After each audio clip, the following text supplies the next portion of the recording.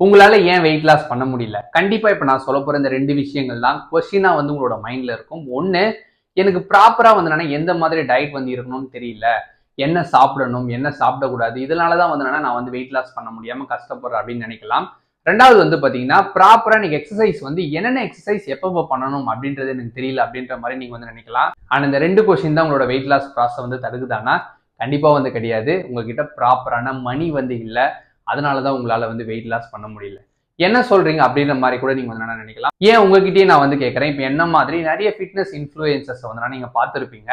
அவங்க கிட்ட weight loss process join பண்ணணும்னு நீங்க நினைச்சீங்கன்னா ஃபர்ஸ்ட் அனுப்புற மெசேஜ் என்ன இருக்கும்னா ஃபீஸ் எவ்வளவு அப்படின்ற மாதிரி தான் இருக்கும். அதுல இருந்தே தெரியலையா ப்ராப்பரா நீங்க பினான்சியலி ஸ்டேபிளா இல்ல, அதனாலதான் உங்களால வெயிட் லாஸ் பண்ண முடியல அப்படின்னு. நீங்க ரெடியா இருந்தீங்க அப்படின்னா நான் ஒரு 3 days ஒர்க் ஷாப் பண்றேன். அந்த ஒர்க் ஷாப் எதுக்காக அப்படின்றத ஃபர்ஸ்ட் தெரிஞ்சுக்கோங்க. பினான்சியலி நீங்க எப்படி ஸ்டேபிளா இருக்கணும், தென் அந்த பினான்சியல்